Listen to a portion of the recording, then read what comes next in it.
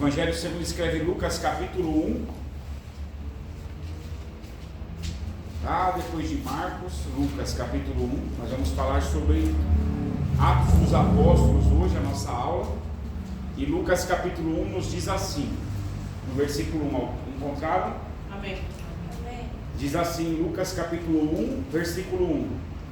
Tendo, pois, muitos empreendido pôr em ordem a narração dos fatos que entre nós se cumpriram, segundo nos transmitiram os mesmos que os presenciaram desde o princípio e foram ministros da palavra, pareceu-me também a mim conveniente descrever a ti, ó excelentíssimo Teófilo, por sua ordem, havendo-me já informado minuciosamente de tudo desde o princípio, para que conheças a certeza das coisas de que já estás informado. Agora vamos lá para Atos capítulo 1.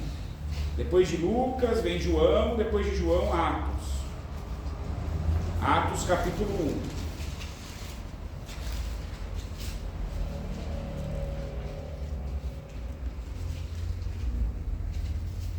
Atos no seu capítulo 1, eu vou pedir para a diaconisa Bárbara ler em voz alta do versículo 1 até o versículo 5. Fiz o primeiro tratado, ó Teófilo, acerca de tudo que Jesus começou, não só a fazer, mas a ensinar, até o dia em que foi recebido em cima, depois de ter dado mandamentos pelo Espírito Santo aos apóstolos que escolhera, aos quais também, depois de ter padecido, se apresentou vivo com muitas infalíveis provas, sendo visto por eles no espaço de 40 dias, e falando do que respeito ao reino de Deus. Estando com eles, determinou-lhes que não se ausentassem de Jerusalém, mas que esperassem a promessa do Pai, que disse ele, de mim ouvistes, porque na verdade João batizou com água, mas vós sereis batizados com o Espírito Santo, não muito depois destes dias. Acabamos de ler aqui os primeiros 5 versículos de Atos, onde quem escreve é o próprio Lucas, o evangelista.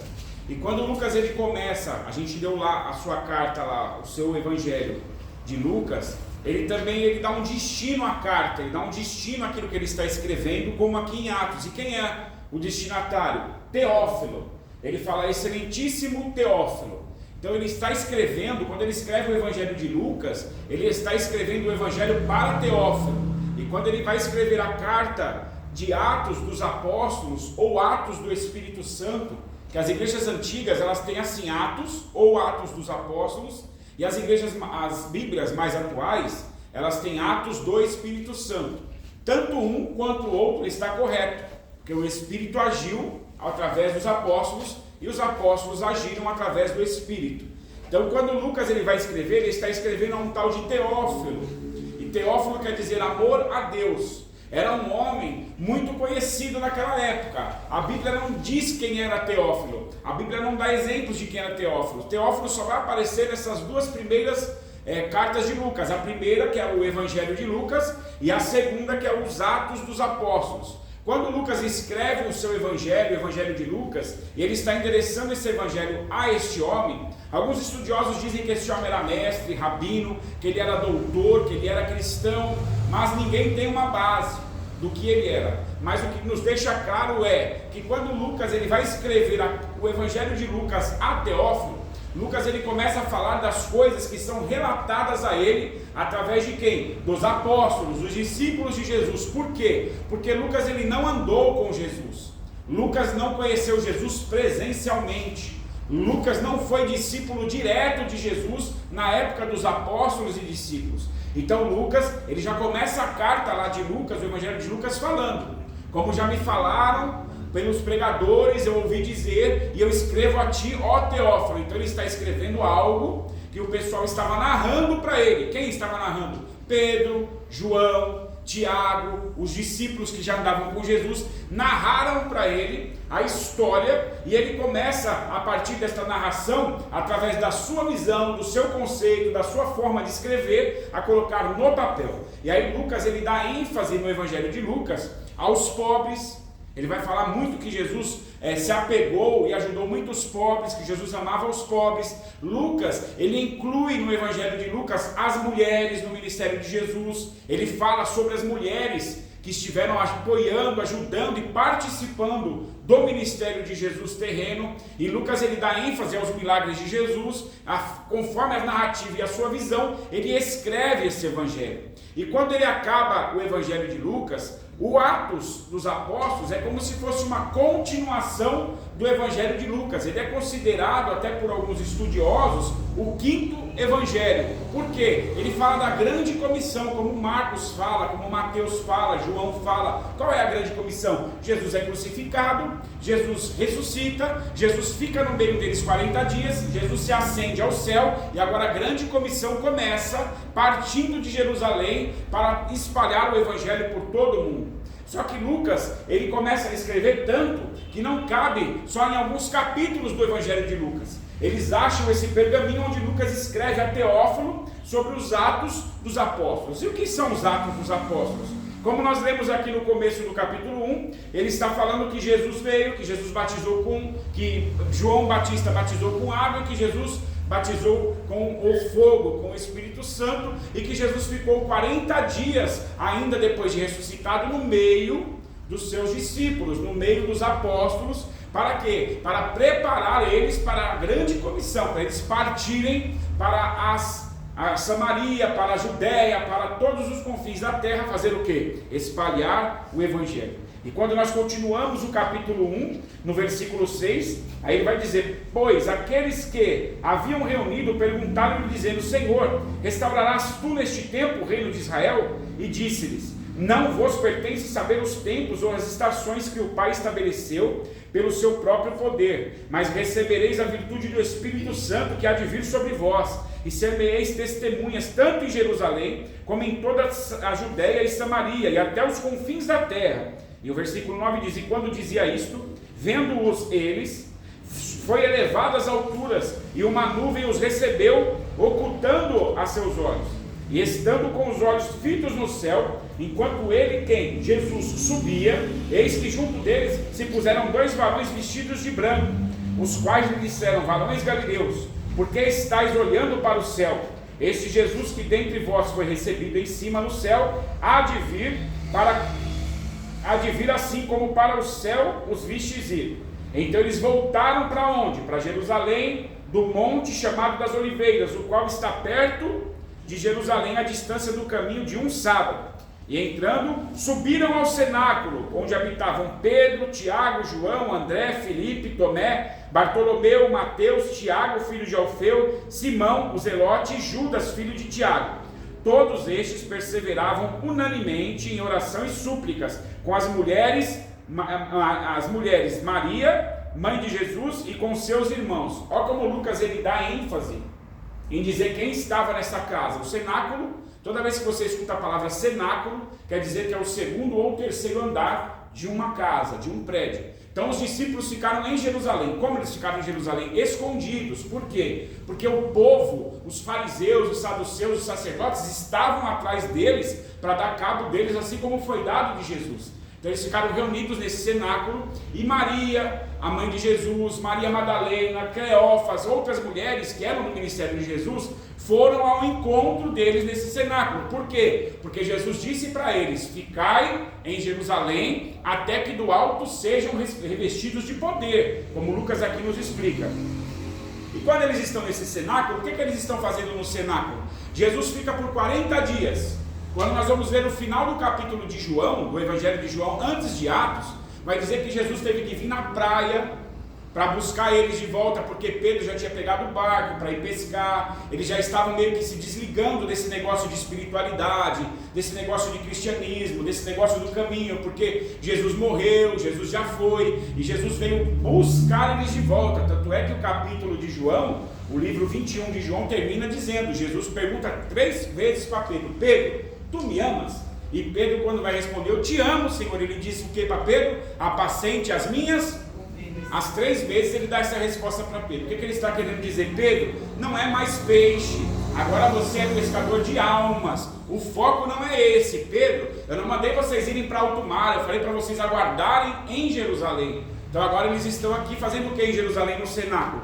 Orando, jejuando, em comunhão, esperando a presença do Espírito Santo descer, conforme era prometido. Segundo os estudos, 500 pessoas se reuniram neste lugar. Você imagine um lugar não tão grande, com 500 pessoas se reunindo, revezando de dia e de noite em orações. Só que dessas 500 pessoas, algumas não esperaram a presença do Espírito Santo. Algumas começaram a desacreditar do que Jesus Cristo tinha deixado e falado, que o Espírito desceria. E dessas 500 pessoas ficou 120.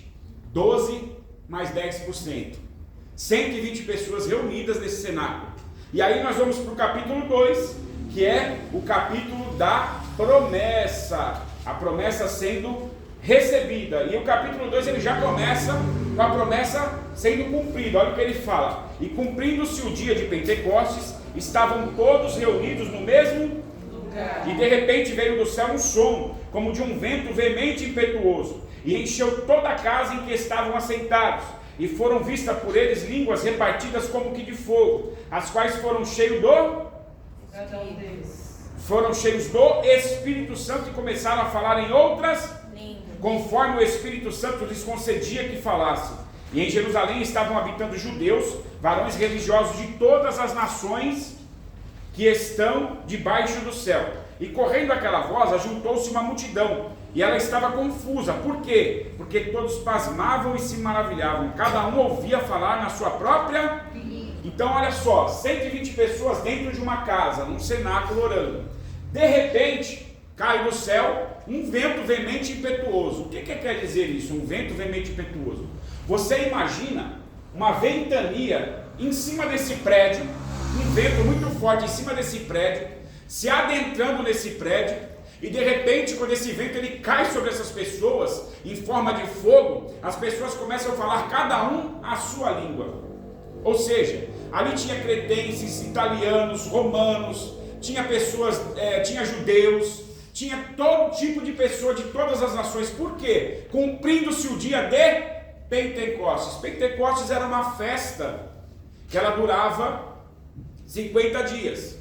E quando davam 50 dias, eles davam essa festa de Pentecostes. E bem no meio dessa festa dos judeus, Jesus, o Espírito Santo, resolve descer naquela casa. Aí a palavra vai dizer que eles foram todos tomados pelo poder do Espírito Santo. E enquanto eles estão tomados pelo poder do Espírito Santo, o povo em volta da cidade, eles começam a ver algo diferente sobre aquela casa. Por quê? Eles começaram a falar alto, eles começaram a gritar, e cada um falando em sua língua. E então agora os judeus, fariseus, porque algumas pessoas estavam em volta da casa, vigiando para ver o que ia acontecer naquela casa. E começou agora a se espalhar a notícia, que aquele povo que estava dentro daquela casa agora, cada um está falando a sua língua e todos estão entendendo o que cada um está falando. E algumas pessoas olhavam e falavam assim de longe, razoavam no seu coração: estão bêbados, esses homens estão cheios de vinho. Outros falavam: estão loucos. E Pedro, ele está ali sentado no meio daquela coisa, tomado pelo poder do Espírito Santo. Pedro se levanta, aqui no capítulo 2 vai dizer, que é o discurso de Pedro, a partir do versículo 14 de Atos 2. Pedro, ele se levanta e fala: vocês estão assustados? Vocês estão perplexos?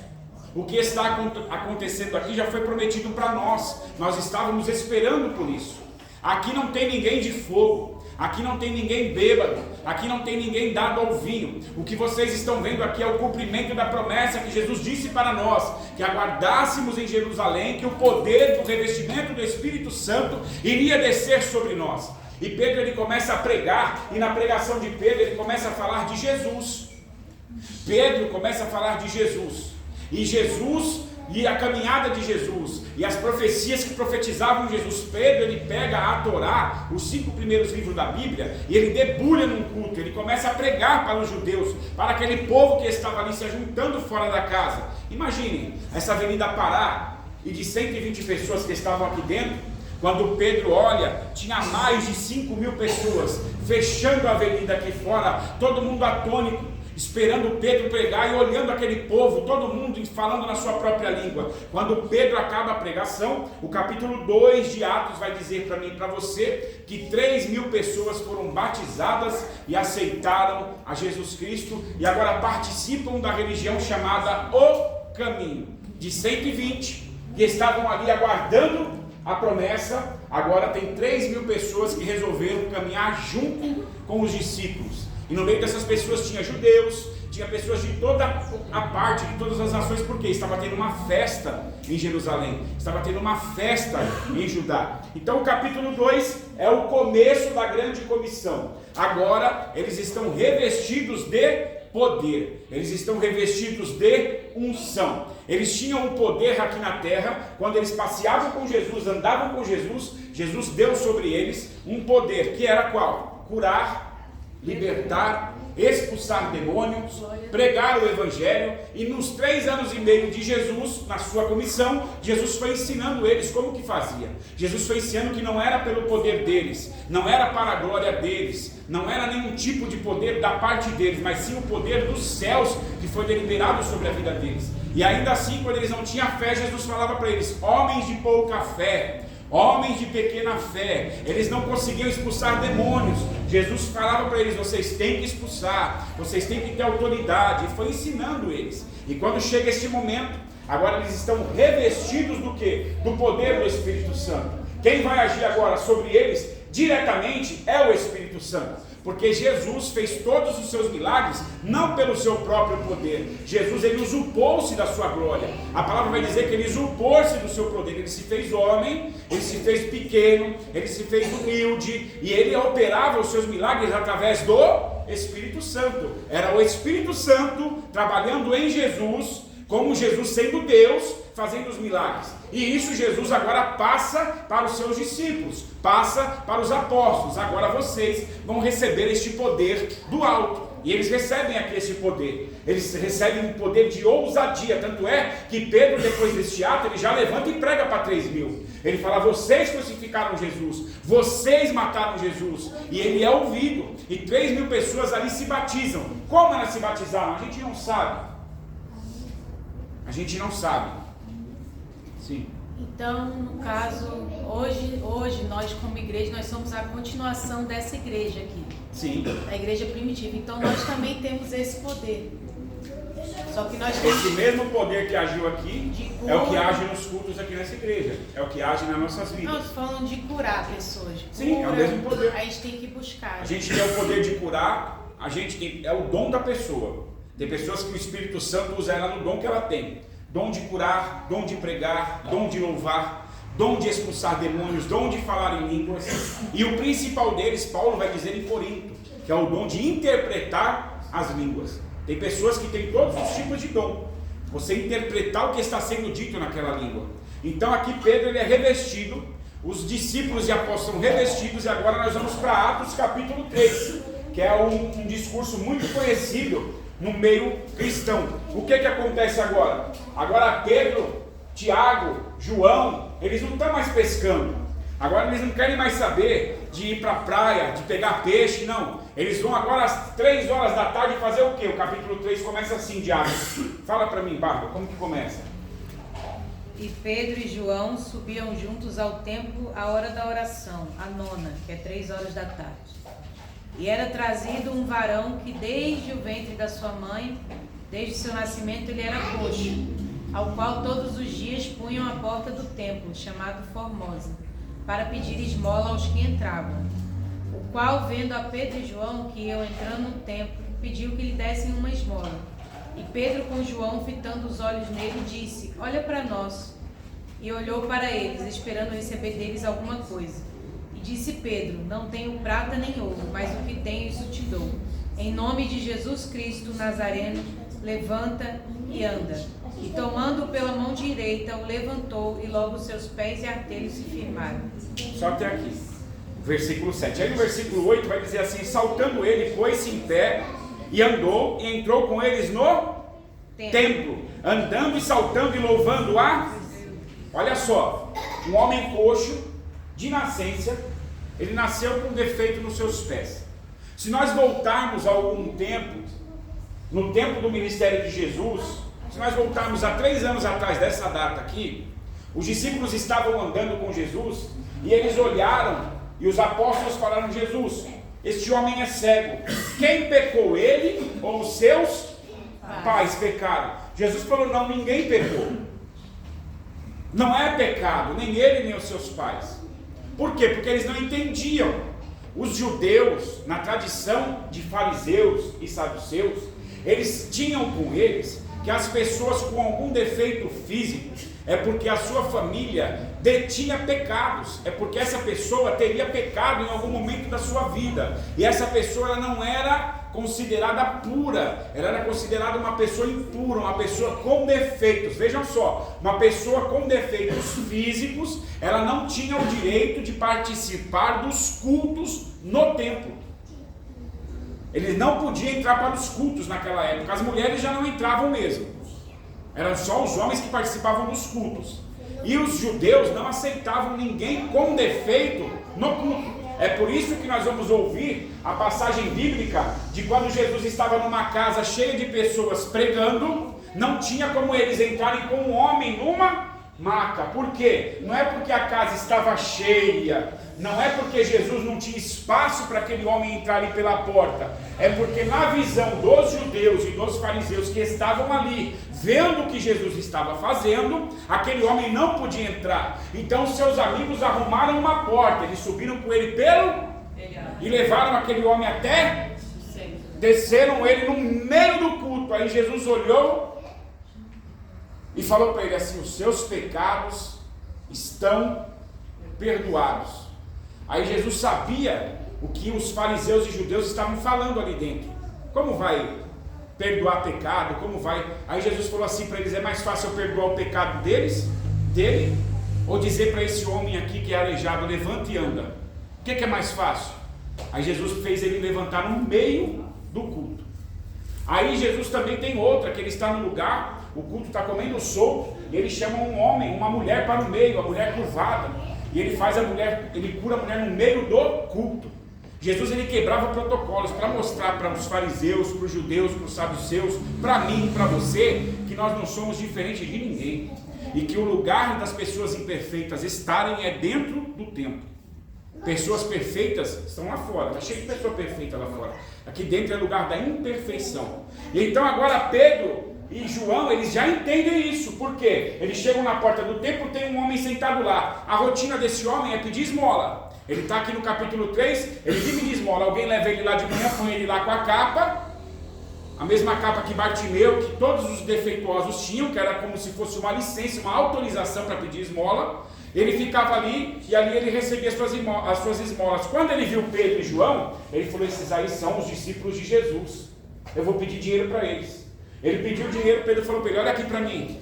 Ele olhou, Pedro falou: não tenho ouro, não tenho prata, mas o que eu tenho, olha só que ousadia, revestido do Espírito Santo. Pegou na mão dele e falou para ele: levanta aí, vamos para o tanque de Betesda. Jesus veio no meio de todo mundo, olhou para um posto e falou assim: ei, queres ficação? Ele falou: como vou ficação se eu estou aqui há 38 anos? Jesus falou: eu não estou perguntando dos seus questionamentos, eu te fiz uma pergunta. Quer ficação? Jesus falou o que para ele? Pegue sua cama, levanta aí. Olha só, o que um líder influencia na vida do seu liderado. É as mesmas palavras, as mesmas atitudes. Por quê? Ele viu, ele teve um líder, ele teve um bom exemplo. Então é importante que nós sejamos bons líderes, não só no ministério eclesiástico, na igreja, mas na nossa vida particular, na nossa família, porque o seu filho está olhando para você. Tem alguém olhando para você, tem alguém se espelhando em você, dentro do ministério, dentro do seu trabalho, no ônibus, aonde você estiver, tem alguém espelhando em você. Ainda que a pessoa não diga, ainda até mesmo que a pessoa não saiba que ela se espelha em você, mas tem alguém espelhando em você. E agora eles estão espelhados, eles levantam esse homem. Esse homem faz o quê? Ele levanta, fica feliz, começa a pular, saltar, e Pedro se despede dele e João, e vão entrando para o templo. Esse homem passa por eles, e ele vai para dentro do templo. Este era, eu posso dizer aqui com certeza, a palavra ela me dá esse leque, o maior sonho desse homem. Não ficar ali na porta do pátio, não ficar ali no templo, na porta do templo, mas assistir um culto. Esse homem cai para dentro do templo e ele começa a louvar e adorar a Deus dentro do templo. E as pessoas começam a olhar para ele e falam: ué, não é o aleijado? Não é esse que fica na porta? Não é ele que é o aleijado? E aí vai perguntar para ele, os sumos sacerdotes, os sacerdotes que estavam no culto, os perfeitos: o que aconteceu? Por que você está andando? E ele diz: esses homens aqui, eles vieram até mim, eu pedi esmola para ele e eles me curaram. Quer dizer, em vez dos caras ficarem felizes, eles ficaram questionando. Em vez dos fariseus, os saduceus, os sacerdotes se alegrarem que houve uma cura ali, que houve um milagre, eles começaram a questionar a Pedro e a João. E eles começaram com esse questionamento e já era tarde da noite. E eles não podiam colocar Pedro e João na prisão. O que eles fizeram? Começaram a perguntar para eles. Tanto é que no capítulo 4 nós já vamos ver Pedro e João perante o Sinédrio. No capítulo 3 nós já vamos ver Pedro fazendo a mesma coisa que ele fez em Pentecostes. Pedro começa a pregar dentro do templo. Pedro não era o pregador da noite. Pedro não era o sacerdote da noite. Pedro não era o chefe do Sinédrio, do templo. Pedro, a palavra vai dizer lá no começo que ele não estava indo pregar, ele estava indo com João fazer o quê? Orar. Pedro só foi orar.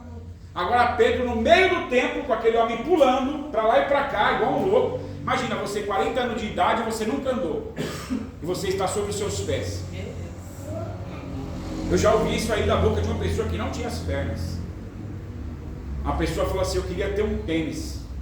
Ele olhou e falou: eu queria ter meus pés. O que é mais importante? Meu Deus. Eu ouvi do meu irmão que é falecido. Ele falou: eu queria ter meus pés. A pessoa falou: eu queria ter um tênis, queixando que não tinha um tênis. Ele falou: eu queria ter meus pés, ainda que eu andasse descalço. Esse homem pulando dentro do templo. Agora Pedro começa a pregar: este Jesus, o mesmo que vocês crucificaram. A mesma pregação de Pedro lá dentro do Pentecostes, no cenáculo, é a mesma dentro do templo. Pegaram ele e foram levar ele para o Sinédrio, capítulo 4. E estando eles falando ao povo, você lê para mim, Pablo? Sobrevieram os sacerdotes e o capitão do templo e os saduceus, doendo-se muito que ensinassem ao povo e anunciassem Jesus e a ressurreição dos mortos. Lançaram mão deles e os encerraram na prisão até o dia seguinte, pois já era tarde. Muitos, porém, dos que ouviram a palavra creram, e chegou o número desses homens a quase 5.000. Vamos lá. Agora houve uma perseguição, capítulo 4. Vamos para a apostila? Vocês estão com a apostila aí? Tem a primeira folha, a folha de trás, a segunda folha, a terceira, né? Contando com o escrito atrás. Está aí grifado aí no capítulo 4. Está grifado aí, Bart? Nessa folha aí mesmo. Está grifado, né? Começa assim, ó, no capítulo 4, entre parênteses, a perseguição. Vocês acharam aí? Olha lá, no capítulo 4, a perseguição. A perseguição é aonde? É de fora para... Ou seja, as pessoas de fora agora estão perseguindo quem está dentro do cristianismo. E olha só, os apóstolos eles foram presos, ameaçados. E a grande questão é, será que a perseguição amedronta a igreja? A perseguição enfraquece a igreja? A perseguição mata a igreja? Não, porque João e Pedro estão lá e Pedro olha para eles e fala assim para eles. Eles falam: você não vai mais falar deste nome, você não vai mais pregar em nome de Jesus. Pedro fala assim: eu vou obedecer a Deus ou eu vou obedecer a você, que é um simples homem? A quem eu devo obedecer? Olha só a ousadia dos apóstolos de Jesus. Então é uma perseguição agora de fora para dentro. É uma perseguição que está vindo para cima dos cristãos. E lá no capítulo 5, aí acaba esse questionamento. No capítulo 5, nós temos uma outra questão. Agora os discípulos e apóstolos, eles estão reunidos. A grande comissão está reunida. Lá no capítulo 1, nós podemos ver que eles estavam unidos, cada um repartindo aquilo que tinha. Eles repartiam tudo que ele tinha entre eles. A igreja não tinha palavra de dízimos e ofertas, A igreja não ficava pedindo nada, a igreja não fazia voto, cada um trazia deliberadamente aquilo que tinha. Uns tinham roupa, traziam aos pés do apóstolo roupa, outros comida, outros traziam em dinheiro. Eles dividiam tudo que eles tinham irmãmente, igualmente, e a igreja crescia. E aí no capítulo 5, ninguém tinha falta de nada. E aí no capítulo 5 nós vamos ver um momento. Isso aqui, quem está contando para nós, quem está escrevendo é Lucas, como eu falei lá no começo. Lucas que está escrevendo para nós, porque aqui Lucas já está presente. No Evangelho de Lucas, ele ouviu narrativas e escreveu ao seu modo, a sua visão. Mas aqui em Atos, Lucas não está ouvindo uma narrativa, ele está escrevendo aquilo que ele está participando disso aqui já. Ele é um médico grego dos gentios, ele não é judeu, mas ele é um homem estudado, ele é um homem poliglota, ele fala várias línguas, e ele agora está aqui envolvido com os discípulos e os apóstolos, e ele está escrevendo o que ele está vendo. E no capítulo 5, olha só: mas um certo varão, chamado Ananias, com Safira sua mulher, vendeu uma propriedade e reteve parte do preço. E sabendo também sua mulher, e levando uma parte, a depositou aos pés dos apóstolos. Disse então Pedro: Ananias, por que encheu Satanás o teu coração para mentir ao Espírito Santo, e reteves parte do preço da herdade? Guardando-a, não ficava para ti? E vendida, não estava em teu poder? Porque formaste esse desígnio em teu coração? Não mentiu aos homens, mas a Deus. E Ananias, ouvindo estas palavras, caiu e expirou, morreu.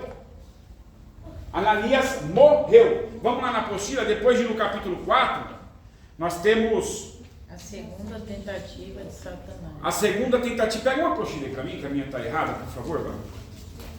A minha está faltando algumas coisas, que essa aqui eu tinha.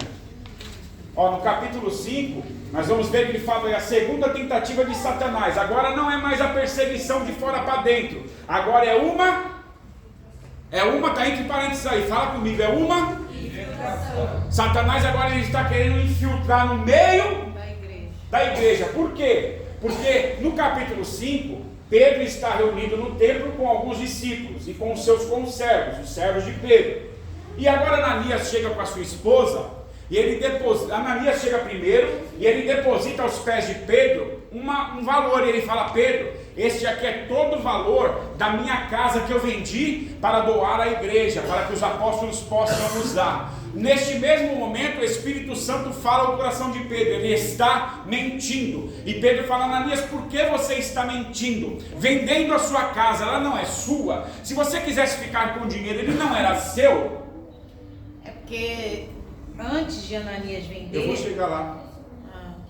Ele não é seu esse dinheiro? Agora por que você mentiu falando que você está entregando tudo aqui na igreja, sendo que você está entregando só uma parte? Por causa disso, Ananias, você vai morrer. Ele morreu na hora. Aí a palavra no capítulo 5 vai dizer que os servos de Pedro pegam Ananias, levam ele para o sepulcro. Enquanto eles estão enterrando Ananias, quem chega na porta do templo? A mulher de Ananias. E ele fala a mesma coisa para ela: vocês entregaram tudo? Ela: entregamos tudo. Por que você mentiu e seu marido mentiu? O seu marido é morto. E ela na mesma hora caiu na porta do templo, morreu e foi enterrada ao lado do seu marido. Por que aconteceu isso? Barnabé, que outrora mais para frente nós vamos encontrar ele com Paulo, ele era discípulo de Jesus. E ele chega na igreja, vende os seus bens, a sua casa, e ele deposita aos pés do apóstolo todo o seu dinheiro. Aí Ananias e sua esposa, para não ficar para trás, venderam também. A questão não foi a quantidade que eles deram, porque nós vamos ver Jesus num templo vendo uma viúva dar 2 moedas. Ele disse que ela foi a que mais ofertou, a que mais deu. Então não é o valor, é o que você fala. Se ele falasse assim: olha, eu vendi a minha casa, eu estou dando uma parte aqui no altar, ok. Mas ele mentiu, e o pai da mentira é o infiltração. O diabo entrou na igreja. Ele ficou com inveja de Barnabé. Ele ficou com inveja de Barnabé, e o diabo usou a vida dele e infiltrou dentro da igreja. E tem muita disso hoje dentro da igreja. Porque Barnabé foi piedoso. Ele falou: a gente tem que ser piedoso também, né? Mostrar que a gente é santo. Ele podia ter feito isso, só não podia ter mentido. Falava: olha, eu trouxe uma parte, eu não trouxe tudo, eu trouxe uma parte. E aí o capítulo 5 vai falar sobre isso, e depois vai falar sobre os apóstolos, lá no versículo 17. Os apóstolos, milagrosamente tirados da prisão, dão testemunho perante o Sinédrio e o conselho de Gamaliel. Levantando o sumo sacerdote, todos os que estavam com ele, e eram eles da seita dos saduceus, encheram-se de inveja. E lançaram mão dos apóstolos e o prenderam na prisão pública. Mas de noite um anjo do Senhor abriu as portas do que da prisão, e tirando-os para fora disse: ide e apresentai-vos no templo. Olha só como Deus faz com a gente. Os discípulos foram presos, os apóstolos. Prende os apóstolos, prenderam eles.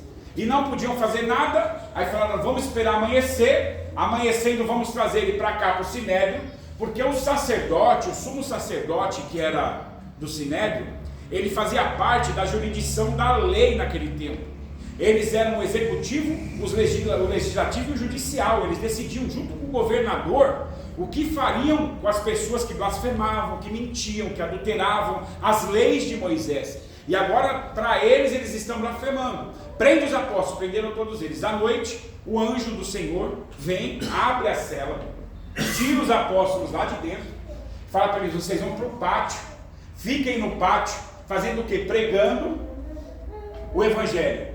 E quando o templo abrir, vocês vão para dentro vocês vão entrar no templo. Gente, eu vou falar por mim. Eu fui preso, o anjo me soltou. A hora que ele fala para eu entrar no templo, eu falo por mim. Eu ia meter o pé, ia falar: eu vou voltar para lá. Me prenderam de novo. O que eles fizeram? Voltaram para o templo, então pregando. De manhã, o rei levanta, dá uma espreguiçada e fala: agora o sumo sacerdote vai lá e busca os apóstolos, que agora o pau vai quebrar aqui pro lado deles. O segurança chega lá, cadê? Onde estão os apóstolos? Aqui, quer ver?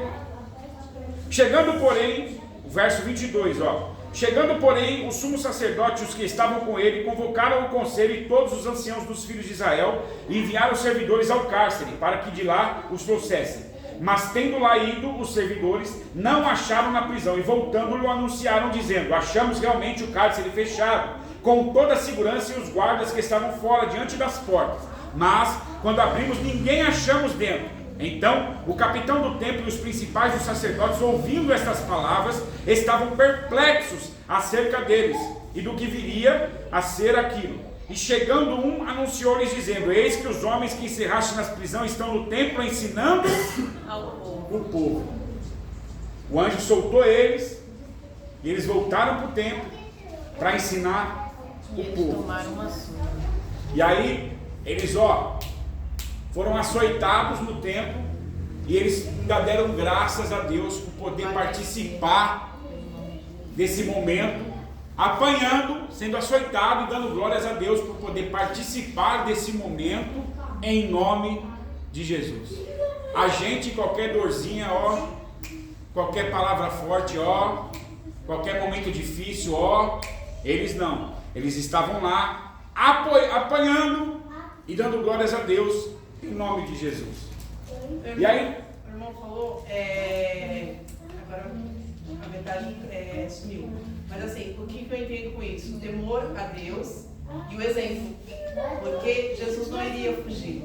E ele, como eles estavam seguindo o exemplo de Jesus, ele fez de acordo com o que o Espírito Santo mandou eles fazerem. É isso aí. Aonde eles aprenderam isso? Getsemane.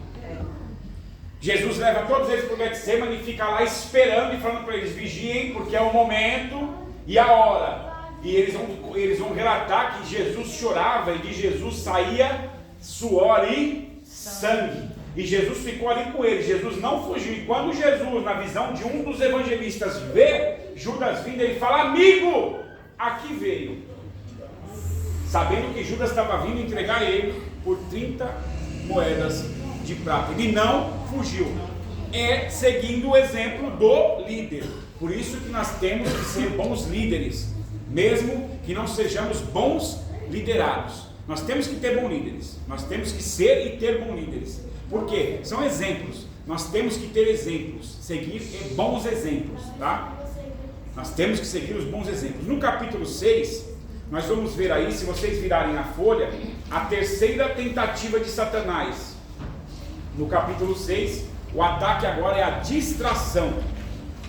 Eu vou ler aqui a apostila. Ao crescer, a terceira tentativa de Satanás, capítulo 6, ataque, distração. Ao crescer a igreja, crescem os problemas, as necessidades. As viúvas dos helenistas começam a murmurar, dizendo que não estavam sendo atendidas com justiça.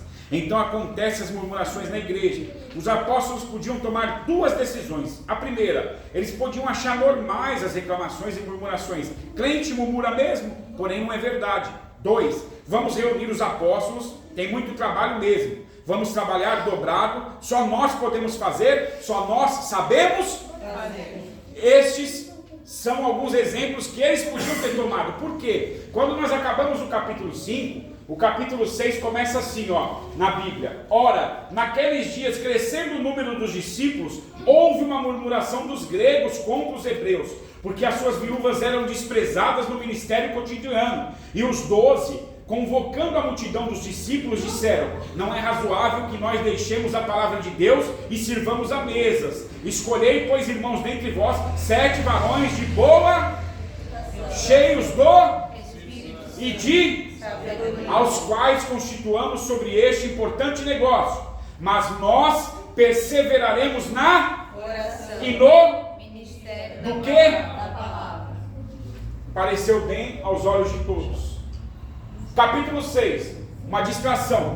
Começou a sobrecarregar o serviço. A igreja está crescendo. E conforme a igreja cresce, a igreja tem que crescer no cuidado, na sabedoria, na palavra, na oração. E só tem 12. E os 12 agora estão se sobrecarregando, porque as viúvas estavam sendo desprezadas. O que é isso? Uma viúva hoje, o marido morre, se ele tem uma pensão, se ele tem um trabalho CLT, ou ele deixa uma pensão para ela receber. Naquela época não tinha nada disso. A mulher era desprezada na sociedade. Quando o marido morria, ela ficava a Deus dará. Se ela não arrumasse alguém para levar a geração dela adiante, se o marido dela tivesse dívidas, os filhos eram escravizados, como nós vemos no histórico bíblico. Então elas tinham que ser cuidadas pela igreja, porque Jesus deixou como líder esse exemplo: cuidar das viúvas e daqueles que não têm pai e daquelas que não têm um marido. E agora começou uma reclamação na igreja: nós não estamos sendo cuidadas. Eu quero uma reunião com os discípulos, não posso ser atendida. Aí o que os discípulos fizeram? Eles podiam reunir todo mundo, tem muito trabalho, vamos trabalhar dobrado, só nós podemos, só nós sabemos. Mas não, eles falaram: nós vamos ficar, porque quando Jesus encontrou Pedro na praia, ele disse: Pedro, tu me amas? E Pedro respondeu o quê? Eu te amo, Senhor. E ele disse o que para Pedro? Apacente. Ele não mandou Pedro servir a mesa. Ele não mandou Pedro fazer nada além do que? Apacentar as ovelhas. O que é apacentar as ovelhas? Apacentar as ovelhas é a ovelha sentar e eu, como pastor, instruir, aconselhar, trazer a palavra para ela, dar alimento para ela, cuidar dela. Mas quem traz a ovelha para o pastor não é o pastor. Pastor não gera ovelha.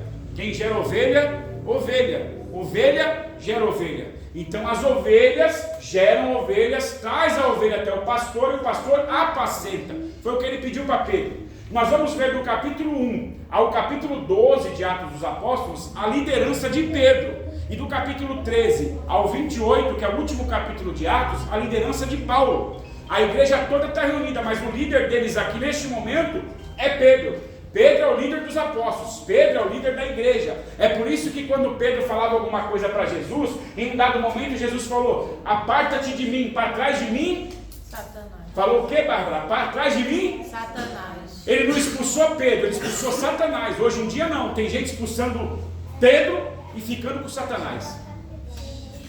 Tem igreja hoje que está expulsando os Pedros, que são pessoas brutas, matutas, pessoas que falam, pessoas que são aquelas pessoas duras e ficando com Satanás. Jesus não. Jesus viu que Satanás estava tomando a boca de Pedro e falou: para trás de mim, Satanás. Ele botou Satanás para correr e ficou com Pedro, porque ele sabia quem ia ser Pedro na mão dele, na igreja de Cristo. Mas a igreja hoje não. A igreja hoje ela expulsa os Pedros para fora e fica com Satanás dentro da igreja. Vai embora, Pedro. E Pedro vai embora e o Satanás está rodeando. Então aqui Pedro, ele é o líder da igreja. Pedro agora se levanta com eles num concílio e fala: não é bom que nós façamos tudo. Nós temos que ficar no ministério da palavra, do jejum e da oração. Vamos levantar agora 7 homens cheios do Espírito Santo e cheios de sabedoria. Para o quê? Para servir as... Daqui nasceu o diaconato, os diáconos. E nós vamos ver aqui, ó, no versículo 5. Lê aí, Bárbara, por favor. E este parecer contentou a toda a multidão, e elegeram Estevão, homem cheio de fé e do Espírito Santo, e Filipe, e Prócoro, e Nicanor, e Timon, e Parmenas, e Nicolau, prosélito de Antioquia. E os apresentaram ante os apóstolos, e estes, orando, lhe impuseram as mãos. E olha só o versículo 7. E crescia a palavra de Deus em Jerusalém, e se multiplicava muito o número dos discípulos, e grande parte dos sacerdotes obedecia à fé. Obedecia à fé. Continua aí, Bárbara. Aí agora é Estevão, o mártir. E aí agora veio o primeiro mártir da igreja, como discípulo. Quem é? Estevão. Nós todos conhecemos, quem não conhece, depois leia com carinho. Leia o livro de Atos dos Apóstolos, pessoal. Leia um capítulo por dia, se não der tempo. Mas leia ele do seu capítulo 1 ao capítulo 28, vocês vão ver a grande comissão começando. É o início da igreja. Nós hoje fazemos parte disso aqui, ó. Agora explica o que é a grande comissão. Pessoas que são treinadas por Senhor. São as pessoas treinadas. A grande comissão é o quê? As pessoas eram treinadas dentro do templo, eram treinadas pela palavra, elas recebiam o mesmo poder e autoridade do Espírito Santo que os apóstolos tinham para sair e fazer as missões. Esta é a grande comissão de Cristo. Nós fazemos parte dela. Então agora Estevão, ele aparece. E olha só, Estevão, cheio de fé e poder, ele fazia prodígios e grandes sinais entre o povo. E levantaram-se alguns que eram da sinagoga chamada de Libertos, e dos Cireneus, e dos Alexandrinos, e dos que eram de Cilícia e da Ásia, e disputavam com Estevão. E não podiam resistir à sabedoria e ao espírito com que ele falava. Eles sabiam muito bem a palavra. Disputava com ele a palavra, mas lá em Moisés está dizendo isso, mas lá em Êxodo está dizendo isso, mas lá em Gênesis está dizendo isso. Mas eles não tinham a presença e o revestimento do Espírito, então eles falavam por falar. Tem muito altar assim hoje, tem muito pregador assim hoje, está cheio de palavra, está cheio de sabedoria na palavra, mas o Espírito Santo que é bom e não tem temor nenhum. Sem unção nenhuma, sem temor nenhum, pregando, andando por aí como homem santo.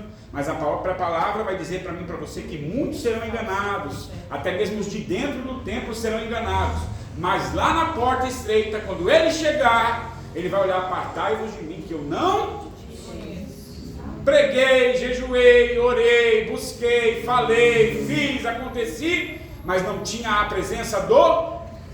Ele não conhece. Infelizmente, muitos vão chegar lá assim. E agora Estevão começa a pregar. E Estevão começa a pregar o quê? Depois vocês leiam com calma. Ele começa a mesma pregação que Pedro fez no Sinédrio, a mesma pregação que Pedro fez no Pentecostes, é a mesma de Estevão, porque um líder, ele gera bons liderados. Estevão começa a pregar. E ele começa a pregar com ousadia. A Bíblia nunca fez um resumo tão bom e tão completo do Pentateuco como nessa parte aqui de Estevão. Ele vai desde Gênesis até Deuteronômio, até Juízes, e ele acaba com eles, de forma que levantou neles ira e inveja. Depois vocês leiam, e a palavra vai dizer que eles começavam agora, pagaram alguns homens para falar mal de Estevão, que Estevão estava blasfemando. Levaram Estevão até o sacerdote, tudo combinado. Aí o sacerdote: o que está acontecendo? Blasfemou, está blasfemando. Começaram a apedrejar Estevão, começaram a jogar pedras em Estevão. E Estevão, ele está recebendo as pedras, ele olha para o céu e ele vê o céu aberto. Mas ele não vê Jesus assentado no trono, ele vê Jesus em pé, à direita do Pai, olhando para ele e esperando ele chegar. Olha que lindo isso. Jesus ficou de pé para Estevão. E Estevão, ele faz a mesma coisa que ele ouviu dizer que Jesus fez antes de suspirar na cruz. O que ele falou? Perdoa-lhes, Pai, porque eles não sabem. Bons líderes geram bons. Foi um ministério bem curtinho de Estevão, né? O ministério mais curto da Bíblia. Uma única pregação. Excelência. Ele pregou uma vez, Morreu. foi apedrejado, viu Cristo, ele estava recebendo pedras por fora, mas por dentro ele olhava e via um céu aberto e Jesus em pé à direita do Pai esperando ele chegar. Por fora você recebe muitas pedras. Você é apedrejado todo momento, todo dia por fora, inclusive pelos do templo. Mas por dentro, se você tiver ligação, você vai olhar e falar: Pai, eu estou te vendo, você está de pé aí no céu e eu estou te vendo. Mas quem matou ele aqui foram os de dentro do Foram templo. de dentro do templo. Que eles não aceitavam Jesus, né? A nova pregação. Eles só acreditavam em Moisés. Até hoje lá é assim, né? Eles creem mais em Moisés, não em Jesus. E aí vem o capítulo 7. Ele morreu. Aí o 8 é Filipe ou Eunuco. No capítulo 7 nós vamos encontrar o diácono Estevão muito comprometido com as escrituras, a ponto de sua citação na pregação, que se fez a maior quantidade de citações bíblicas em toda a escritura. A sua pregação desperta a fúria pelos ouvintes. Apedrejado, ele viu o Senhor de pé para recebê-lo. O primeiro martírio da igreja primitiva, apedrejado por pregar a verdade.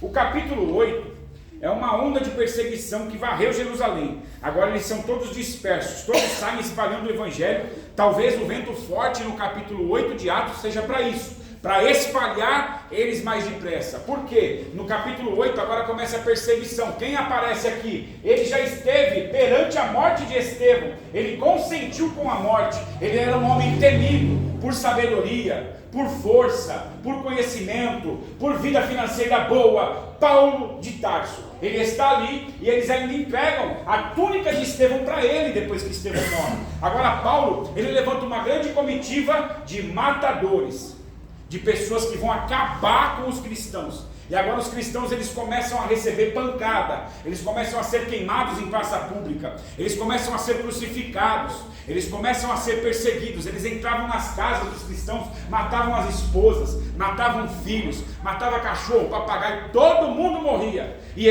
agora Paulo, ele consentia com isso. E o que acontece? Eles se espalham.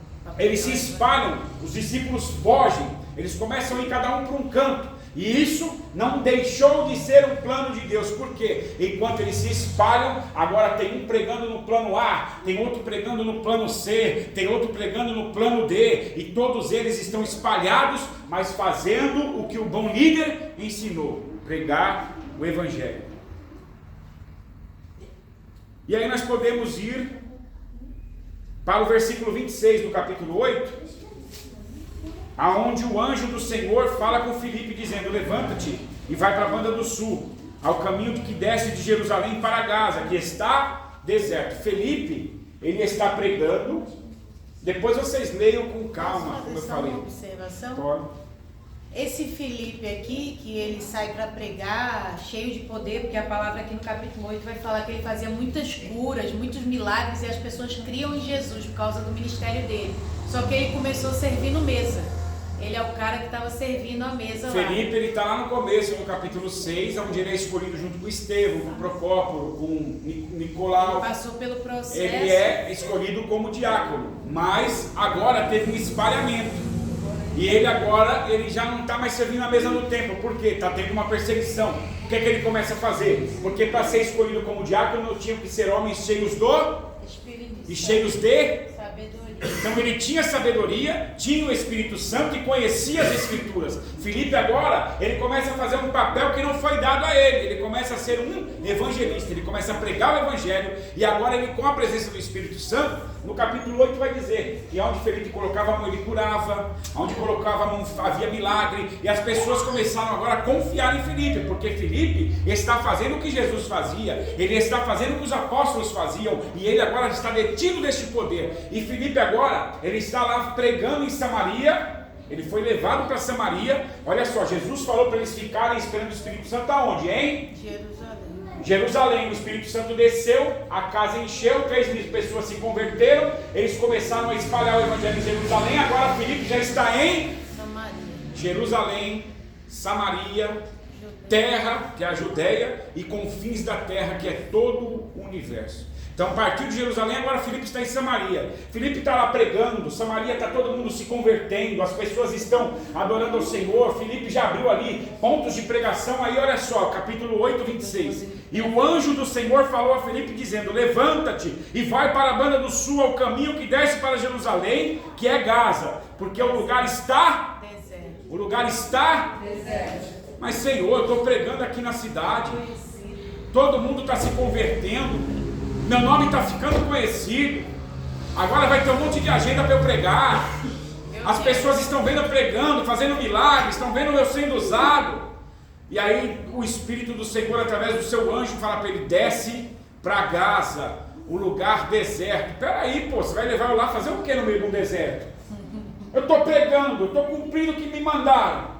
E Filipe não questionou em nada. Ele obedeceu. Olha só o versículo 27. Levantou-se e foi. E eis que um homem etíope, eunuco, mordomo maior de Candace, rainha dos etíopes, o qual era superintendente de todos os seus tesouros e tinha ido a Jerusalém para regressava sentado no seu carro, e lia ao profeta Isaías. E disse o Espírito a Felipe: chega-te e ajunta-te a este carro. E correndo Felipe ouviu que lia o profeta Isaías e disse: entendes os que lê? E ele disse: como poderia entender se alguém não me ensinar? E ele rogou a Felipe que subisse com ele e se assentasse na carroça. Olha só, uma pausa aqui. Felipe está descendo para o deserto, lá não tinha ninguém. Aí ele viu uma carroça parada, porque de Jerusalém até lá Gaza, não é Gaza, Gaza é o deserto. De Jerusalém, fugiu o nome. Samaria. Até Cirene, que esse homem aqui era o eunuco de Candace, naquela época ficava na região de Cirene. Ele tinha que ir embora ou vir pelo deserto. Então esse homem estava se preparando para ir embora. Ele tinha vindo a Jerusalém. Eu pedi para vocês repetir: para quê? Adoração. Para fazer o quê? Adorar. Eles tinham vindo para adorar. Por quê? Estava tendo culto em Jerusalém, era a festa de Pentecostes. A festa acabou, esse homem passou uns dias em Jerusalém e ele está indo. Então é um homem que ele conhece e teme a Deus, porque senão ele não tinha ido adorar em Jerusalém. Ele está voltando e ele está agora com um pedaço de papel na mão, um pergaminho. Ele está lendo, e o Espírito, quem mandou Filipe se levantar e ir para Gaza foi o anjo do Senhor. E agora Filipe está descendo para Gaza, aí o Espírito do Senhor. Olha que unção esse cara chamado Filipe estava. O anjo do Senhor falava com ele, o Espírito do Senhor falava com ele, o Espírito Santo. Olha que lindo, gente. Que revestimento de poder e que sabedoria debaixo da unção de Deus esse homem estava. Ele chega no carro, ele está lendo Isaías, e Filipe percebe, olhou para ele e falou: você está entendendo o que lê? O eunuco falou: como que eu posso entender se não tem quem me ensina?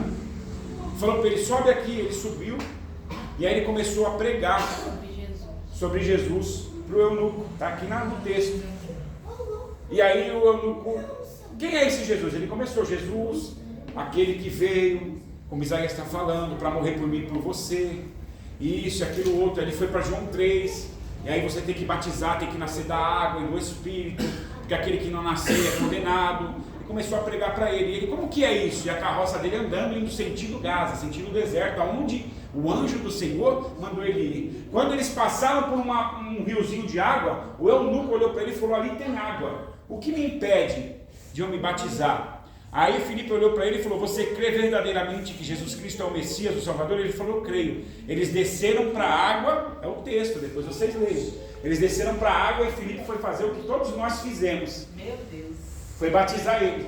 Quando Filipe mergulha o eunuco, que o eunuco sobe da água, cadê Filipe? Está no texto, ó, versículo 38 do capítulo aí, ó. E mandou-no parar o carro, e desceram ambos a água, tanto Filipe como o eunuco, e o batizou. E quando saiu da água, o mesmo Espírito aí com letra maiúscula do Senhor fez o quê? E não o eunuco. E jubiloso continuou o seu caminho. E olha só onde Filipe se acha agora, hein? Azul. E indo, passando, anunciava o evangelho em todas as cidades, que chegou até Cesareia. Olha só, às vezes Deus te leva para o deserto para você pregar para alguém. Às vezes Deus te leva para o deserto para você ser lá no deserto a fonte de água viva através do Espírito Santo para alguém. Ele estava pregando numa cidade, ele foi para um lugar deserto, encontrou um que precisava ser salvo antes de ir embora para a sua cidade, que precisava ser batizado, que precisava entender quem era Jesus. E desse um, por isso que a palavra fala que uma alma vale mais que o mundo inteiro. Aí depois ele mergulhou, quando o rapaz subiu. Conforto, né? Ele estava numa área de conforto, ali, tudo certinho, tudo bem, tudo, né? Agora você vai para o deserto. Ele tirou ele da Depois ele entendeu o porquê, né? Tirou ele do foco, da vitrine, e falou: agora você vai para o deserto, vai ficar em um anonimato. E ele não questionou, ele levantou e foi. Chegou lá, pregou, batizou, ensinou e foi para as outras. Agora ele já está em outra cidade, já próximo de Cesareia. Quando ele viu, ele já estava pregando no meio da rua, quando ele se deu por conta. Esse é o Deus que a gente serve. Às vezes a gente se encontra assim, né? No lado egoísta, a gente acha que é só nós, né? Senhor, por que eu estou passando por isso? Por que eu estou aqui? E muitas vezes o problema não é nós, né? Como fala, o mundo não gira em torno da gente. Às vezes Deus coloca Essa situação, porque às vezes... que é porque alguém fez, né? Tem uma historinha que eu gosto muito dela. Meu Deus. A mãe chegou para o filho dela um dia e falou assim: filho, vai lá na casa da Dona Maria ali do lado e fala para ela que eu estou precisando de 2 colheres de sal, se ela tem para me emprestar. O filho foi lá, abriu o armário e falou: mãe, a senhora está ficando louca? Tem sal aqui. Ela falou: faça o que eu estou te mandando. Eu quero que você vá lá e fale que eu não tenho sal, que eu estou precisando de 2 colheres de sal. Mas mãe, essa mulher, ela vem aqui, ela pede açúcar, ela pede farinha de trigo, ela já pediu um copo de arroz, ela pede as coisas para você. Você acha que ela vai ter sal? A mãe dele falou: eu sei que ela tem sal porque ontem ela veio pedir, eu dei 1 quilo de sal para ela. Fala para ela que eu estou precisando de 2 colheres de sal. O menino foi, pediu para a vizinha, ela veio toda contente com ele e falou: poxa, você me deu o sal e ficou sem, brincou com ela, ela falou: estou sem sal. Pegou o sal, o filho dela entrou e falou: mãe, eu não estou entendendo nada. Ela falou: filho, eu fiz isso para deixar ela à vontade, para quando ela precisar, ela bater na minha porta, porque eu preciso dela e ela precisa de mim. Porque bons líderes geram bons. Essa mãe está liderando um filho e está gerando um bom liderado. É uma historinha, uma parábola, mas é um fato. Às vezes a gente está num deserto e não é nem pela gente, é pelo seu filho, é pelo seu esposo, é pelo seu vizinho. É por N motivos, por N coisas. Às vezes eu estou no balcão da minha loja exausto, cansado, querendo ir embora, e chega alguém lá e aí Deus fala: no meio desse deserto agora você vai falar, conta seu testemunho para ele, fala dos teus testemunhos para ela. E ali a gente vai falando para um, vai falando para outro, prega para um, prega para outro. Os eunucos de Candace, os que precisam da palavra do Senhor. E aí no capítulo 9 agora, nós temos Saulo de Tarso, que é bem conhecido. Gente, isso daqui, se nós tivéssemos condições de fazer, eu estou pincelando. Isso daqui eu fiquei 3 meses num curso fazendo. Tem uma profundidade tão grande nesses textos que um dia, se aprover Deus, eu quero aplicar para vocês a profundidade que tem nesses textos. Você vai entender a Bíblia quase que por completa aqui em Atos. Tantas coisas que os profetas explicaram lá atrás, que a igreja explicou. Joel 2:28. Ele já profetizava que todos seriam cheios do Espírito Santo. Nós vamos chegar lá na frente nessa profecia, está aqui.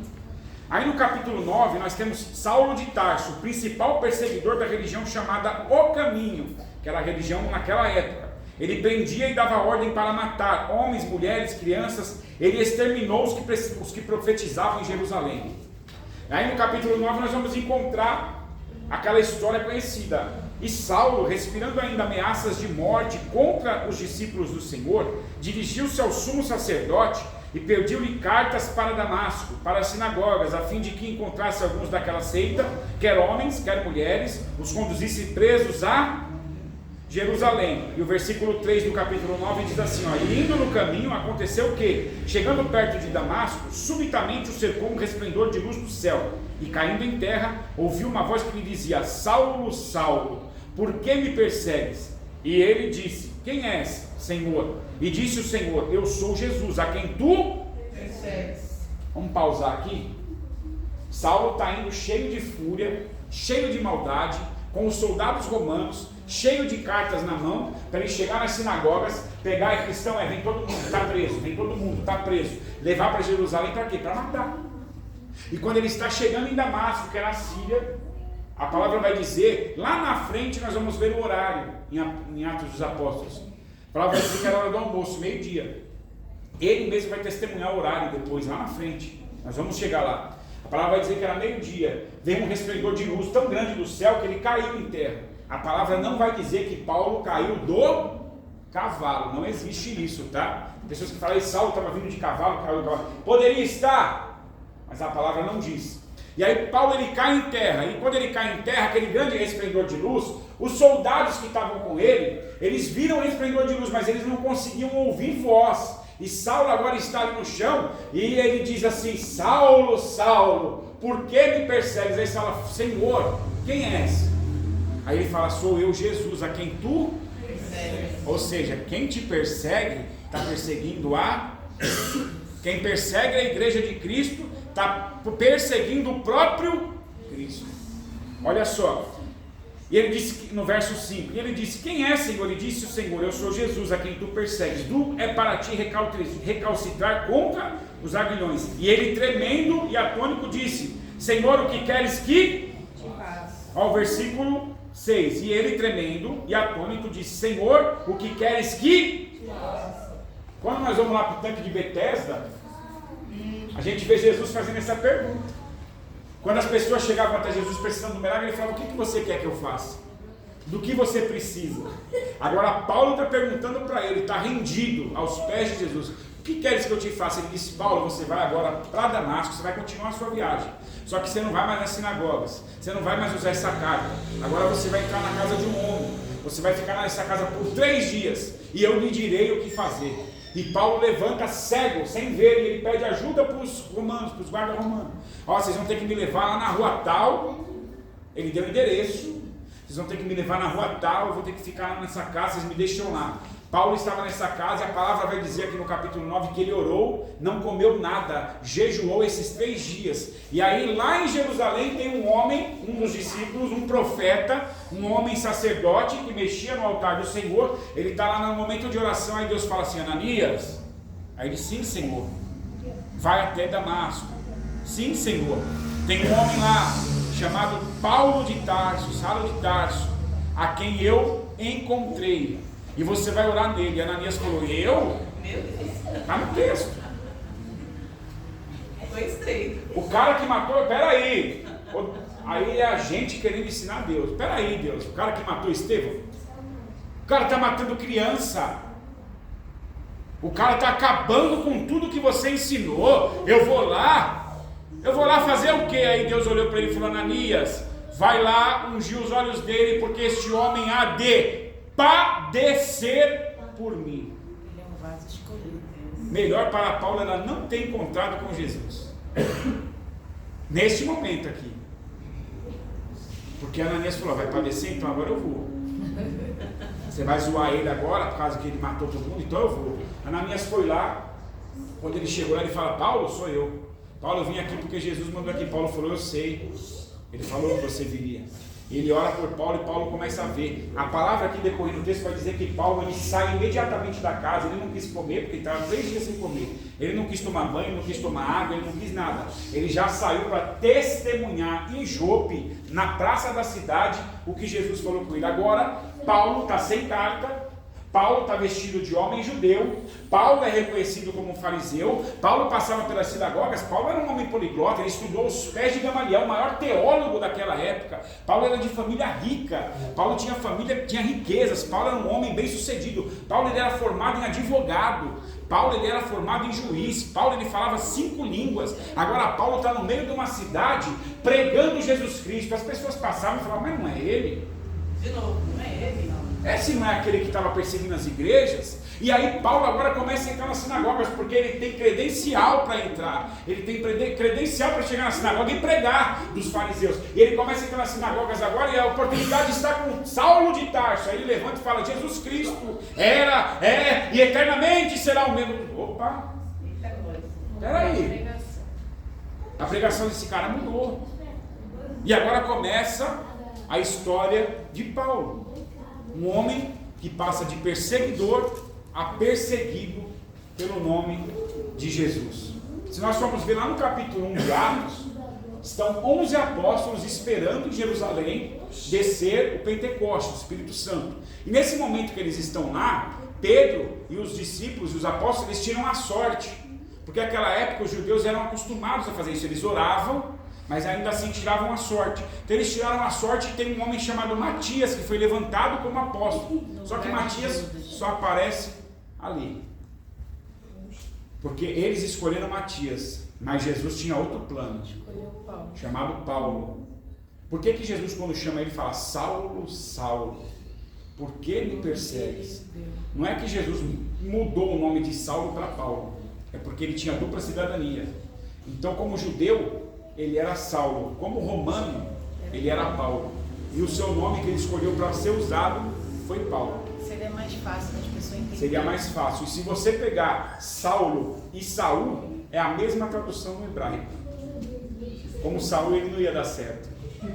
Mas como Paulo, ele escreveu 50% do Novo Testamento. 50% de Mateus até Apocalipse, 50% das escrituras que ele escreveu foi Paulo. Glória a Deus. Gente, não vai dar pra gente terminar. Eu vou marcar outro dia, mês que vem. Aí vem o capítulo 10. Mês que vem é domingo. Vem o capítulo 10. O capítulo 10 fala sobre o centurião Cornélio. É muito bonita essa passagem também. Por quê? Porque aqui nós estamos ainda falando de Pedro. Paulo já aparece aqui levantado. Mas aqui ainda é a liderança de Pedro. Nós estamos falando sobre a liderança de Pedro até o capítulo 12. No capítulo 10, vai dizer que havia um homem em Cesareia, um varão por nome Cornélio. Ele era centurião da corte chamada italiana. Ele era um homem de Roma e ele era centurião. O que quer dizer centurião? Centurião, ele era um capitão do exército e sob o comando dele estavam 100 homens. Ele era o capitão de 100 homens. Então ele era o centurião, ele comandava um exército com uma equipe, com um quartel de 100 homens, de 100 soldados. E no versículo 2 vai dizer, ele era piedoso e temente a Deus com toda a sua casa, o qual fazia muitas esmolas ao povo. O que quer dizer? Ele ajudava o povo de contínuo, e ele orava a Deus. Olha só o versículo 2 do capítulo 10. Um homem italiano, romano, da guarda romana, capitão do exército, ele temia a Deus, às vezes muito mais do que estava em Jerusalém, e ele orava a Deus talvez mais do que eu hoje. E no versículo 3 vai dizer, este, quase a hora 9 do dia, viu claramente numa visão um anjo de Deus que se dirigia para ele e dizia, Cornélio. Este, fixando os olhos nele, muito atemorizado, disse, que é, Senhor? E o anjo disse, as tuas orações e as tuas esmolas têm subido para a memória diante de Deus. E o versículo 5, agora pois, envia homens a Jope e manda chamar a Simão, que tem por sobrenome Pedro. Este está com um certo Simão, curtidor. São dois homens com o mesmo nome, Simão. Pedro está na casa de um homem chamado Simão, lá em Jope, do outro lado do país. Olha só, no versículo 9, no dia seguinte, indo eles em seu caminho, e estando já perto da cidade, subiu Pedro ao terraço para orar. Quase a hora meio-dia, e tendo fome quis comer, e enquanto lhe preparavam sobreveio-lhe um arrebatamento de sentidos, e ele viu o céu aberto, e que descia um vaso, ou algumas traduções que descia um lençol, como se fosse um grande lençol atado pelas quatro pontas vindo para a terra, no qual havia todos os animais quadrúpedes, répteis da terra e aves do céu, e foi-lhe dirigida uma voz, levanta Pedro, mata e come. Aí Pedro responde assim, lê para mim, Bárbara, versículo 14. Mas Pedro disse, de modo nenhum, Senhor, porque nunca comi coisa alguma comum e imunda. E segunda vez lhe disse a voz, não faças tu comum ao que Deus purificou. E aconteceu isso por 3 vezes, e o vaso e o lençol tornou-se recolher para o céu. Olha só, Cornélio está lá de um lado da cidade, orando a Deus, ele e sua família temiam a Deus dentro da sua casa. Cornélio era um homem bem sucedido, ele tinha soldados sob o seu comando, ele tinha servos na sua casa, só que ele fazia isso de modo escondido, porque ele era dos romanos, e ele estava orando a Deus, e um anjo do Senhor apresentou ele e disse, Cornélio, as benfeitorias que você faz, ajudando os outros, e a sua oração chegou às narinas de Deus. Deus tem ouvido a sua oração. Pegue 2 dos seus homens e mandem eles ir até a Jope, na casa de um tal Simão Curtidor. Lá tem o Simão Pedro. Você vai chamá-lo ele e pedir para ele vir com seus servos até a sua casa. Cornélio enviou os seus soldados para lá. E enquanto os seus soldados estão indo, Pedro está lá em Jope, do outro lado da cidade, na casa deste homem. E Pedro subiu no terraço. A hora era a hora sexta. Pedro foi fazer o quê? Orar. Ele estava esperando o almoço ficar pronto. E a palavra vai dizer que Pedro estava com... E aí ele olhou, o céu abriu e desceu um lençol, segurado por 4 pontas, uma barriga, assim, um lençol. E dentro desse lençol tinha vários tipos de animais quadrúpedes, que eram considerados animais impuros. E aí veio uma voz e disse: Pedro, mata aí. Pedro falou: jamais eu vou fazer isso. A voz desceu, o lençol subiu e desceu a segunda com os mesmos animais. E ele disse: Pedro, mata aí. Pedro disse: eu não vou comer. Ele disse: Pedro, mata e come. Pela terceira vez. Vocês perceberam que tudo com Pedro tem que ser 3? Pedro nega 3 vezes. Jesus pergunta 3 vezes. Agora o lençol desce 3 vezes. Porque Pedro era um homem teimoso, mas ele era um homem de Deus, um homem que Deus dava para ele a liderança. E agora Pedro, ele fica naquela: e agora? Como que eu posso não comer algo que Deus tornou puro? Como que eu posso não comer algo que Deus tornou puro? Por que eram considerados animais impuros? Pelas tradições judaicas. Por quê? Tinha a mesa memorável, a comunhão memorável, que era aquela de sentar na mesa onde os judeus sentavam e comiam. E eles não comiam animais considerados impuros. Levítico capítulo 11, que é o livro das leis, vai ter a lei mosaica, e lá em Levítico 11 vai dizer todos os animais que podiam e que não podiam um judeu comer. Porco, o judeu não pode comer. Você pega um judeu hoje e fala para ele que ele está comendo uma carne de porco, ele te mata. Ele não come. Porque eles guardaram a lei de Moisés. Eles não acreditam em Jesus, mas eles guardam a lei, que é uma beleza. Nós já estamos na graça. Para vocês terem uma ideia, é 5.895, eu acho, o ano em Jerusalém. Jerusalém não está em 2025. Porque eles não acreditam em Jesus. Porque nós estamos 2025 depois de... Jerusalém não acredita, então eles estão vindo de Moisés para cá, eles já estão nos 5.800 e pouco. Por isso que Jerusalém recebe as bombas que recebe as opressões que recebe, porque Deus, aquele povo lá, ele não acredita que Jesus Cristo é o Messias. Eles acreditam em Deus, no eterno, eles acreditam em Alá, e aí tem uns que acreditam em Maomé, outros que acreditam mal menos, e ninguém acredita em Jesus Cristo. Muito poucos lá são considerados cristãos, e os que são considerados cristãos lá são ortodoxos, vão para a linha católica, cheio de imagens, cheio de misticismo, cheio de superstição, e Deus não se agrada disso. Mas vamos voltar aqui para o texto. Então agora Pedro está lá, e aí Pedro meio que... Aí Pedro olhou e viu 2 homens na rua, e Deus já tinha falado com Pedro. Você vê como que é a oração. Enquanto você ora de um lado, tem uma pessoa recebendo a resposta do outro. E enquanto uma pessoa ora do outro lado, tem uma pessoa aqui recebendo a resposta daquela oração. Aquele homem Cornélio estava lá do outro lado do país fazendo o quê? Orando. E Pedro estava no terraço fazendo o quê? Orando. Quando tem oração, Deus se move em favor. Agora ele chega na casa e eu estou procurando Simão Pedro. Pedro falou: sou eu. Ele falou: Cornélio está esperando o Senhor, pediu para a gente ir buscar o Senhor. Pedro não teve nem resistência. Pedro desceu e foi. Aqueles homens dormiram lá, porque já era tarde, e no dia seguinte eles saíram cedo para atravessar todo o país, para eles irem até a casa de Cornélio. E quando chega na casa de Cornélio, Pedro vai querer entender o que está acontecendo. E olha só o que diz a palavra do Senhor, lá no capítulo 10. Versículo 9, capítulo 10, versículo 9. No dia seguinte, indo eles seu caminho, já estando perto da cidade, subiu Pedro ao terraço. Não vamos descer mais. No versículo 17. Versículo 17. E estando Pedro duvidando entre si acerca do que seria aquela visão que tinha visto, eis que os varões que foram enviados por Cornélio pararam à porta perguntando pela casa de Simão. E chamando, perguntaram se Simão, que tinha por sobrenome Pedro, morava ali. E pensando Pedro naquela visão, disse-lhe o Espírito: eis que 3 varões te buscam. Levanta-te, pois, e desce, e vai com eles, não duvidando, porque eu os enviei. Olha só as orações o que fazem.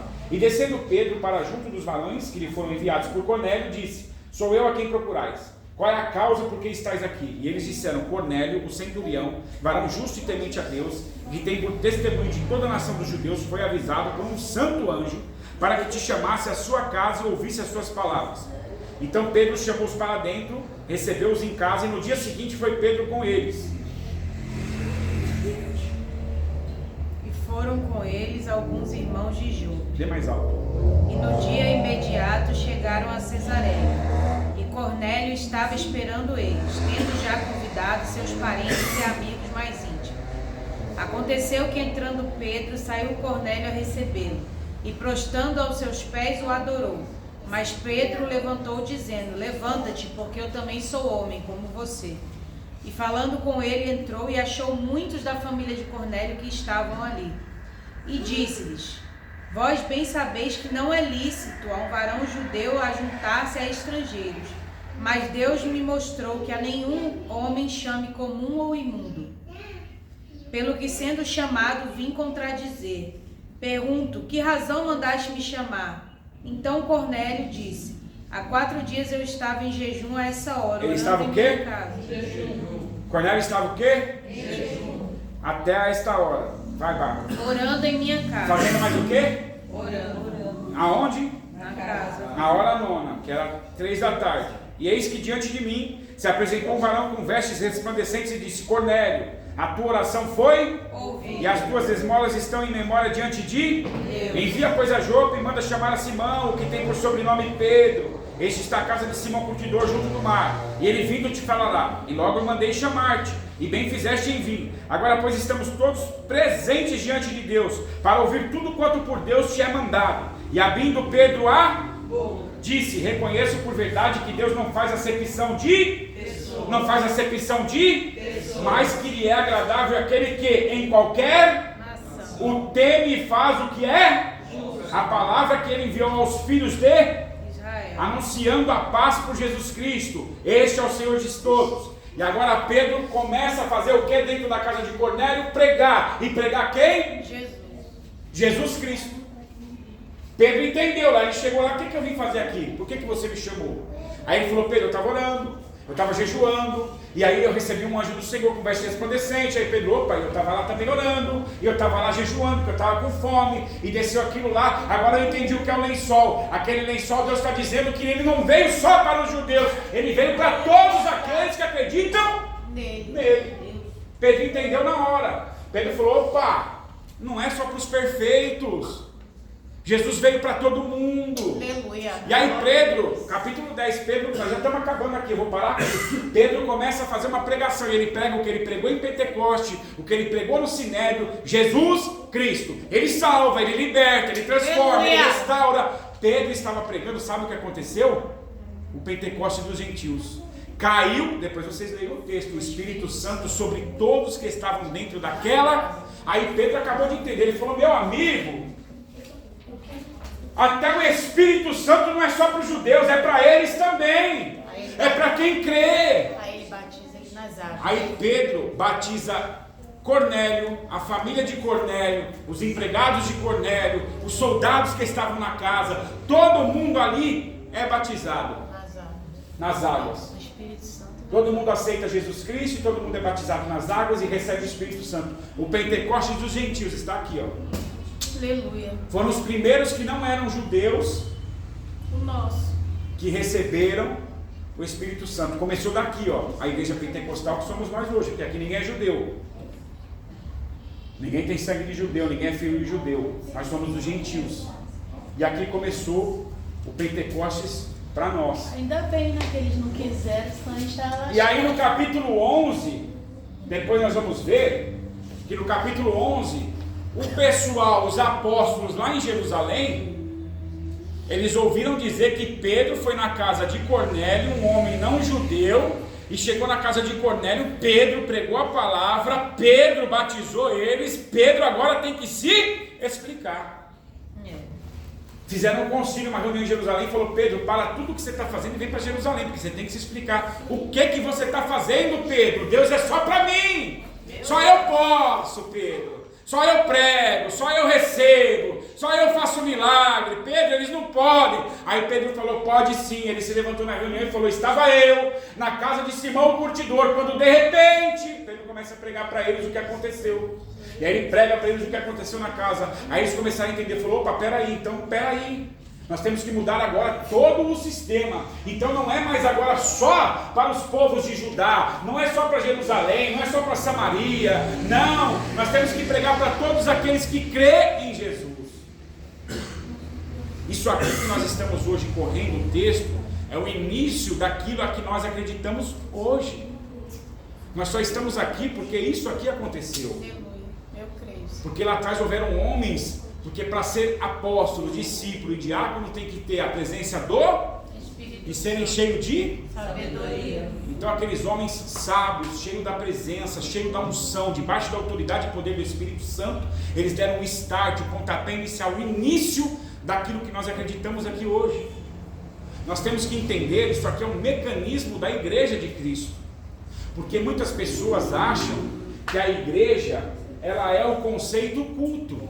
Nós chegamos aqui, de tal horário a tal horário, ouvimos uma pregação, ensaiamos uma canção, ensaiamos uma dança e está tudo certo. E o mecanismo da igreja é maior do que isso. O mecanismo da igreja é o evangelho pregado a quem quer que seja. E aí Pedro se explica nisso.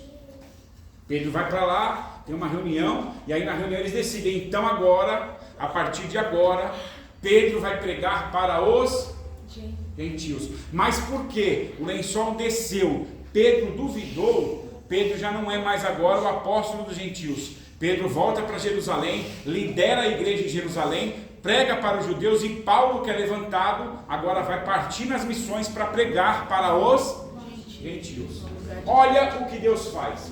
Pedro, um homem iletrado, sabia ler muito pouco. Pedro não tinha estudo. Pedro era um homem considerado bruto, matuto. Quando foram pegar Jesus, ele cortou a orelha do soldado. Pedro era considerado aqueles caras do mato, aqueles caras do sertão, aqueles caras que não sabia falar, aqueles caras que já queria pegar a pedra e ir para cima. Ele vai pregar agora para os judeus, para os doutores da lei. Paulo, um homem que fala 5 línguas, 3 faculdades, a vida toda estudando nos pés de Gamaliel, agora vai pegar aos oprimidos, aos pobres, aos iletrados, aos ignorantes. Olha o que Deus faz. Ele pega aquele que não sabe ler, não sabe escrever, não sabe nada, enche ele de unção, põe ele para pregar no meio dos doutores. Ele pega aquele que é cheio de unção, aquele que é cheio de sabedoria, que fala línguas, que tem dinheiro, que tem tudo, e bota ele agora para pregar no meio dos pobres, no meio dos oprimidos, no meio dos iletrados. Esse é o Deus que a gente serve. Amém?